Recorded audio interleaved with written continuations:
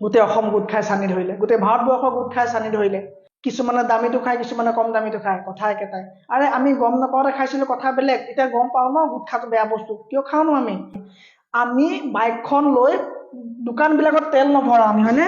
বাইকখন লৈ আমি দোকানবিলাকত তেল নভৰাওঁ, কিয়? আমি ভাবো যে এইবিলাক ডুপ্লিকেট তেল হ'ব পাৰে, এই তেলত দোকানীজনে কিবা মিক্স কৰিব পাৰে, সেইকাৰণে আমি বাহিৰত আমাৰ বাইকত তেল নভৰাওঁ। কেলে? বাইকৰ ইঞ্জিনটো বেয়া হৈ যাব, সেইকাৰণে আমি বাহিৰত বাইকৰ তেল নভৰাওঁ। কিন্তু মদ, আমি গুটখা কেনেকে আমাৰ মেইন ইঞ্জিনটোত ভৰাওঁ, যিটো ইঞ্জিন বেয়া হ'লে ভাল কৰিব নোৱাৰি। বাইকখন তুমি 10খন বাইক তুমি ল'ব পাৰিবা, যদি তুমি জীয়াই থাকা তুমি 10খন বাইক ল'ব পাৰিবা, কিন্তু তুমি মেইন ইঞ্জিনটো দেখোন বেয়া কৰি আছা, কিয় চিন্তা নকৰা? বাইকত আকৌ তেল ভৰাওঁ তুমি চিন্তা কৰা। তুমি নাভাবিবা যে কোনোবা আহিব এদিন আৰু গুটখা বন্ধ কৰিব, তুমি সেইদিনাৰ পৰা গুটখা এৰি দিবা। তুমি নাভাবিবা যে কোনোবা এজন আহিব মদ বন্ধ কৰিব আৰু সেইদিনাৰ পৰা তুমি মদ খাবলৈ এৰি দিবা। তুমি নাভাবিবা যে কোনোবা এজন আহিব যি ড্ৰাগছ সম্পূৰ্ণৰূপে বন্ধ হৈ যাব গোটেই ভাৰতবৰ্ষত, আৰু সেইদিনাৰ পৰা তুমি ড্ৰাগছ খোৱা মানুহ নেদেখিবা, নাভাবিবা। তুমি নিজে এৰিব লাগিব। তুমি তোমাৰ নিজে মটিভেশ্যনেল স্পিকাৰ তুমি নিজে হ'ব লাগিব। তুমি নিজক মটিভেট কৰিব নোৱাৰিলে কোনেও মটিভেট কৰিব নোৱাৰে। তুমি যিমানেই মটিভেশ্যনেল ভিডিঅ' চোৱা, তোমাক কোনেও মটিভেট কৰিব নোৱাৰে। যে তোমাৰ ইনাৰ মটিভেশ্যনেল স্পিকাৰজন জাগি নুঠিব, যেতিয়া গুটখা কোম্পানীৰ মালিকজনক ঘৈণীয়েকে সুধিব, হেৰা তুমি এইটো গুটখা পেকেট বিকিছা হয়, যে ষ্টাম্প লগাই বিকিছা, তুমি কেনেকে বিজনেছ কৰিবাহে? তুমি কি মানুহ? তেতিয়া কয় চাগে, তুমি কি বুজিবা এইবিলাক? মই যদি ষ্টাম্পটো নলগাওঁ, মোক ৰুলত মোক বিকিব নোৱাৰিম, মই ৰুলছ এণ্ড ৰেগুলেশ্যন ফ'ল' নহ'ব, মইতো ষ্টাম্পটো লগাই দিব লাগিব, কেঞ্চাৰৰ ভয়াৱহ ৰোগটোৰ ছবিটো মই ষ্টাম্পত লগাই দিব লাগিব, তেতিয়াহে মোৰ পেকেটটো বিক্ৰী হ'ব।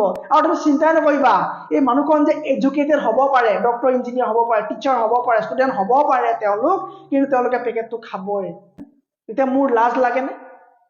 তেতিয়া মই ভাবিব নালাগেনে যে ধেত তেৰিকা, পেকেটটো লৈ পেলাই এনেকে এইটো আমাক বিকিছেও, ইমান এটা প্ৰফিট, 1000 কোটি টকা আমাৰ পৰা প্ৰফিট লৈছেও, লগতে পেকেটটো লিখি দিছে তুমি এইটো খালে মৰিবা।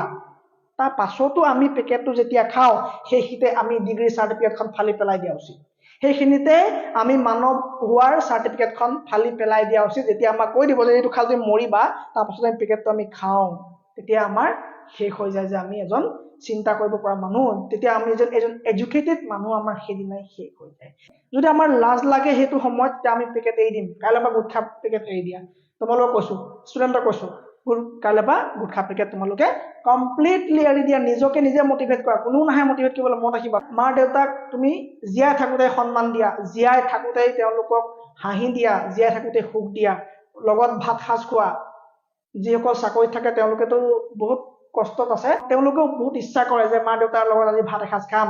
বহুত ল'ৰা ছোৱালী আছেগে বৰ্ডাৰত, বহুত ল'ৰা ছোৱালী আছেগে পুলিচত, বহুত ল'ৰা ছোৱালী গৈ বেলেগ এখন জিলাৰ পৰা বেলেগ এখন জিলাত কাম কৰিছে, কোনোবা উজনি ল'ৰা নামনিত আছে, কোনোবা নামনি ছোৱালী উজনিত আছে। তেওঁলোকেও ৰাতি মাকহঁতৰ লগত ভাত এসাঁজ খাবলৈ মিছ কৰে। তেওঁলোকৰ উপায় নাই, তেওঁলোকে ঘৰৰ স্বাৰ্থত কাম এটা কৰিবই লাগিব। তেওঁলোকে কাম এটা কৰিছে অকল মাতৃ আৰু পিতৃক সহায় কৰিবৰ কাৰণে, তেওঁলোকক ভালে ৰাখিবৰ কাৰণে, তেওঁলোকক সুখী কৰিবৰ কাৰণে তেওঁলোকেও কাম কৰি আছে। নিজৰ মানুহগৰাকী, নিজৰ ল'ৰা ছোৱালীকেইটাৰ কাৰণে কাম কৰি আছে।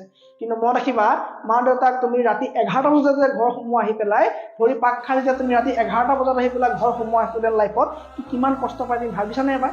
নাই বাবা, ভাবিবাচোন এদিন। ৰাতিপুৱা বহি লৈ পেলাই যেতিয়া নিচা যাব, তেতিয়া এবাৰ তুমি ভাবিবা ৰাতিপুৱা যে মই কালি 12টা বজাত আহিছো, মাহঁতে কি কৰিছিল তেতিয়ালৈকে, টোপনি গৈছিলে বুলি ভাবিছা নেকি? নাই যোৱা, কোনো কাৰণে নাই যোৱা। মা দেউতাক জীয়াই থাকোঁতে শান্তি দিয়া, নাইকিয়া হোৱাৰ পাছত মই খালি মাৰ্বল পাথৰ লগাই লাভ নাই।